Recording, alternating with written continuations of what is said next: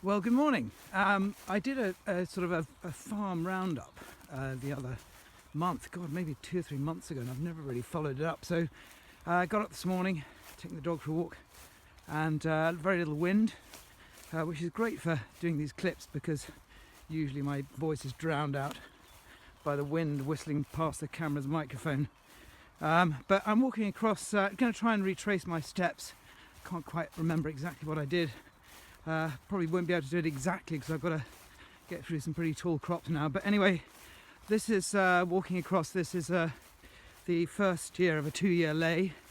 We've had to really cut it and mulch it because we still haven't got enough sheep to really graze everything we've got. We've got a bit of permanent pasture over there. That's the only permanent pasture we've got. There's about 25 hectares of it. The sheep actually are right in the middle of this shot. I don't know if you can see them, but they're little white blobs. Just in the sort of middle of the picture through the trees there. There are ewe lambs that we kept from last year, which will be going to the tup this November. So no, all the lambs, all the our ewes have lambed. We lambed nearly 500 ewes this year, and that all went pretty well. They all lambed outside. Lost 1 or 2 of the multiples, but essentially it all went pretty well. And our singles are going to the butcher. A whole load went this morning, 36 went this morning, and we've got them to weight in under 10 weeks, which really shows you the power of this clover in these lays. And it's something that we're going to have to really look at because it really is pretty hot for our ewes. So we're going to have a discussion over the winter about what we plant in the future to satisfy the arable side of the business as well as the sheep. But anyway, a little bit of a roundup to see what these lays are looking like. As you can see, because we drill them with a chameleon in narrow rows, you can see that they've the grass has come up in these rows. This year we haven't done that. We've undersowed with the spreader plates on the chameleon, which has spread the grass and clover across the rows. So it's a bit more of an even establishment, but learning all the time. Been joined by my wife's dog. She's had 2 wolfhounds before this, and then she suddenly announced she was getting a wirehead dachshund. I have to say, it's the most hilarious dog we've ever had. I quite sort of love it. So these are our winter beans, and there's a few wild oats in here we're going to rogue. We've got a roguing team here at the moment doing a great job. The main weeds actually we've had this year, I think it's due to the dry spring, has been, you know, docks and thistles. We've had docks and thistles in fields that we've never had them in before, and I can't help thinking that, you know, they haven't had much competition with the spring crops because, you know, they went in very dry conditions and came up slowly, and they're quite short, and so it's been, you know, sort of not much competition. And I think, you know, those sort of kind of weeds with a, you know, sort of a rhizome or a big fat old root like a dock, you know, have dominated. But anyway, the beans, they've gone down a bit. We had a lot of wind and rain not too long ago, and they've gone down a little bit, but there's, you know, tons of pods on them. As you can say, they're quite a weedy crop. There's quite a bit of black grass in here, but generally, you know, I think we're in for a decent sort of bean harvest this year. Bit of chocolate spot going in the upper leaves, but you know, they potted up, so I'm not too worried about that now. On one of our contract farms there's a bit of bean rust I saw yesterday in patches, but as I say, they're well potted, and so I think hopefully, given that they don't go completely flat, I think that, you know, we're going to have quite a good bean harvest this year, so fingers crossed. So apart from our heritage wheat blend, this crop's given me the most pleasure this year. We've got about, I don't know, we've got 40 hectares of spelt, and this is, you know, this, I think it looked great the last time I showed you a picture of it, and it still looks great. Smothers pretty much all the weeds. It's gone down a little bit, maybe where we overlap with the drill, maybe on the headlands a bit, I don't know, but it's standing pretty well. It looks absolutely wonderful. Can't wait to get the combine in here and see what it does, but still looking great. This is, I think I did show you this wild bird cover. It's sown every other year, and this is in its 2nd year. And as you can see, the chicory's really dominated this year. Last year it had a big sort of mix of seeds for wild birds, but the chicory's fine, but you know, provides a bit of cover for birds, but also the yellowhammers love pecking at the seeds. So I'm pretty happy with that. And now we're going to go over and look at, I can't remember what stage it was when I showed you last time, but we've got this pea and barley mix, and I think I'll walk up the side of this bird cover and try and let you have a look to see how that's getting on. So this is our spring barley, which we've undersown with peas, which we're growing for seed. They were going to be separated out by the seed company, so taken away as a whole crop at harvest time. It hasn't quite gone to plan. The plan was that we were going to use the barley as a sort of a smothering agent, because the peas are so uncompetitive when they're small. Then sow the peas with the barley in the rows. Then the peas would also use the barley as architecture to stop them going flat at harvest time. There's one or two wild oats here. We've still got a rogue, which is going to be done. You can see a nice little example there. But anyway, quick look down in the crop, and you can see that the peas actually are way down there. And the reason why it hasn't been particularly successful is that the peas have really got hit by weevil. You can see some notching around even those upper leaves there, so they're still being attacked by a weevil. So that's really sort of spoilt it, I suspect. There'll be a few peas on there, not that many. The other thing is that this is going into its fertility building lay, and you can see actually we've undersown grass and clover in between the rows there, which the sheep will be on for the next 2 years. So I suppose the most interesting thing about this crop, I suppose, is that it's got 4 crops in one field: clover, grass, peas and barley. But you know, it's we've got to try these things, and we'll just have to sort of adjust it next time, and consider how we're going to try and achieve the same thing, but try and get the peas away from this weevil. So I debated whether or not I'd show you this, because this is my sort of, you know, disaster. I say disaster, you know, it's all mendable. But this was a field that we failed before we had our chameleon. We just failed to establish a fertility lay in it. It had loads of black grass in it, and but we carried on with the rotation, and it's just become sort of untenable. So in the spring we sowed a grass and clover mix, but it was into really dry, cloddy seed beds, and the grass and clover really struggled. Having said that, it is coming through. There's clover in there, there's a whole load of other stuff. But the grass is coming. The main problem is this black grass, which is one of the reasons for sort of resetting this field to deal with this black grass. And a lot of it's because on our CTF system we thought we cultivated a lot out, but we were just cultivating around the same rows that we didn't cultivate out the time before. But we've been cutting it, and it's flowering again, this black grass, so we're going to cut it again. And within a few days the sheep are going to come on here, and they'll stay on here for a lot of the winter. It's a big field. We'll have a flock on here, and it'll be keeping it down. So yeah, it's not great, but it is what it is. We've got ways of dealing with it, which is not ideal, but the sheep, I think, will really clean it up and get the grass growing and provide some competition. I think I will leave it in, actually, because I'm going to now show you some fantastic looking barley, and it shows you in a black grass field with a bit of crop competition, you know, how you can clean fields up.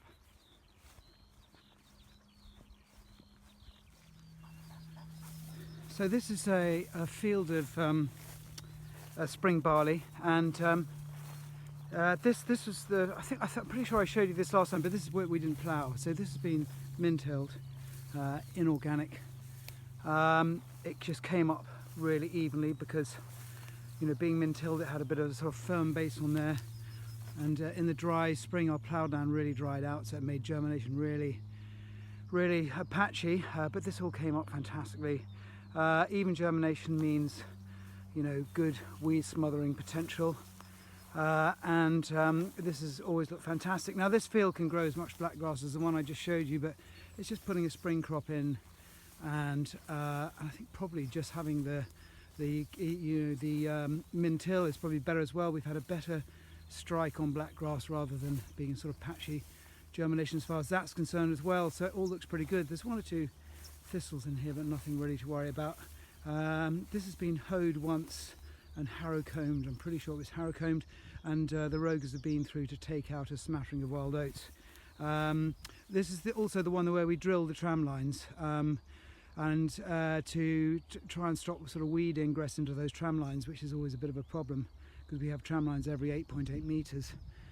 There might be one or two greens in the sample, but looking down one there, I don't think it looks too bad. And of course the other thing we've done here, because this is coming into a fertility building, is we've undersowed it as well. So gosh, and you see some clover coming up in there in the bottom of the crop. Yeah, that's going to be a grass clover lay for our sheep over the next 2 years. So yeah, I think I'll leave the black grassy field in and just show you what can be done to combat it once you're growing a crop and you're doing everything else right. It can disappear pretty quickly as long as you concentrate on the management. The other thing that we do really concentrate on are these margins around our fields. So I've got a track here, there's a crop, and obviously this is a track, so it gets run on, so we can't preserve the plants on the track, but around the edges of the plants we get all these lovely vetches coming up. One or two of the wild oats that the rogers have thrown out of the field. But these margins, these are just natural margins, have nothing done to them. Don't plant them obviously, and this time of the year they provide a very important source of nectar and pollen for the pollinators. So yeah, try to keep them like this as long as possible. Yeah, this is a bit of a glance over the hedge. These are spring oats, which also look pretty good this year. They're short though, they're short. I think that's a product of a dry spring. Usually they're better at smothering weeds. There's one or two thistles coming up in there, but really not anything too bad. In the distance, I don't know if you can see it, but the field just beyond this one is a field where we've got some spring wheat trials looking at trying to get better protein in organic spring wheat, and nothing really to report there other than we've got some red wheat in there, and the red wheat's been absolutely smothered with rust, with yellow rust, whereas all the UK varieties, Malika, various other ones, are looking pretty good. So that's the only take-home message from that. We've also got some naked barley in there as well, which is looking great. But maybe I'll take you down there at harvest time and we'll see what the results of that trial are. Look at the protein content.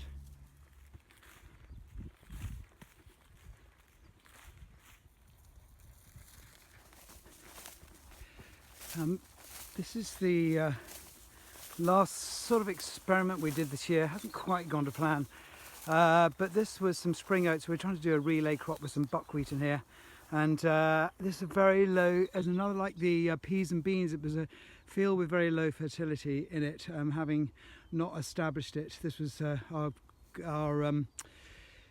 our fertility lay with Einbok, and now we've got the chameleon. Obviously that's all changed, but this is one of the last fields that sort of suffered from that system. But so low fertility, so the spring oats are nothing to write home about really, to be quite honest. So we thought what we'll do is sow them, and we'll undersow some buckwheat. Last year we tried it, and we undersowed the buckwheat when the oats were pretty much about this stage, maybe a little bit before that. But this year we sowed them when the oats were about sort of growth stage 31. And there's the buckwheat coming up in it. Nasty feeling that we sowed it a bit too early, because I think we're going to start clipping those flowers off when we come in to harvest the oats. But the upside will be that we can harvest the buckwheat after we've taken the oats off. The buckwheat will still keep growing after harvest, or it just might be a green manure. And also the buckwheat is going to keep on growing as the spring oats senesce, and so it's keeping something green growing in the field at the same time. So not entirely what we expected. I think next year we'll probably try and sow it in between the two times that we've done it the last 2 years, and see what kind of success we have. But just thought I'd sort of bring you up to date on that. So I think when we drilled I think we just drilled the quinoa when I took the last clip. Just look, this is one of our wildflower margins coming down the drive to the farm, which is looking great at the moment. But anyway, this is the quinoa now. We plant spring oats around the headland because the quinoa absolutely hates compaction, and we just found that whatever we did, we really couldn't grow any quantity of the crop on the headland, so we put the spring oats in that. The quinoa really struggled actually because it was sown in a very shallow seed bed when it was incredibly dry, and it was a very sort of patchy germination, and it does actually look a little bit patchy, but I nearly pulled it up, I have to say. But I'm really glad that I didn't, because I think now it's just looking fantastic. We've got two fields here in a sort of high fertility situation where they came out of grass clover ley, and they're looking, you know, really green and lush and really going for it, really grabbing hold of that fertility. We got one field that was sort of into its rotation, so not so much fertility, not quite as competitive, and doesn't look as green as this, but still I've got you know sort of good hopes for that as well. But this I think looks fantastic. Quinoa, doesn't matter what anyone tells you, needs fertility, so don't put it in as a sort of second cereal slot. But anyway, really glad that I kept it.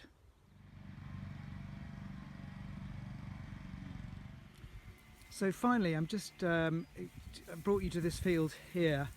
It's not on my original farm walk, but I haven't shown it to you, so I wanted to let you have a look at it. But this is our heritage blend. So probably, and I would have to check up on this, but it's probably varieties going back from sort of the 1880s to the 1960s. But it's just a field of lots of different heritage wheat varieties, and I can't tell you them all. But what's interesting is that you can look down into these plants, and you can see, you know, some leaves of flag leaves have got quite a lot of disease on them, and then you come over here and you'll find one like this which hasn't got much disease in. So the blend is really sort of smoothing out the sort of risk against any one you know, plant getting too much disease. So sort of moving away from it is a monoculture of wheat, but it's not a monoculture of varieties. So that's our heritage blend.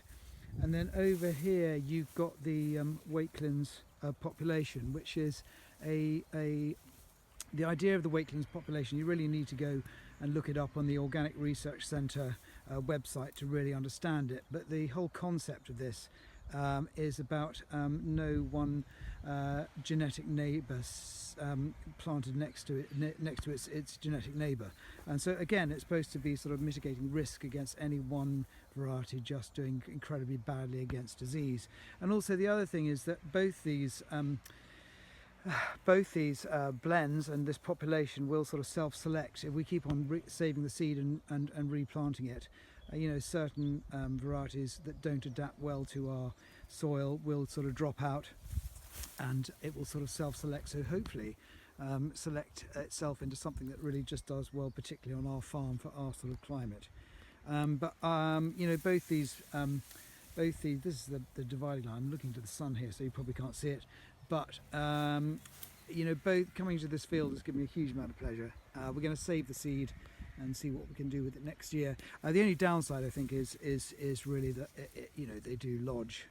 It's standing at the moment, and let's just hope that we get some decent weather during harvest time so we can get it into the barn. But anyway, that's the end of my farm walk. I hope you enjoyed it. Probably try and do one sort of around about harvest time or just afterwards.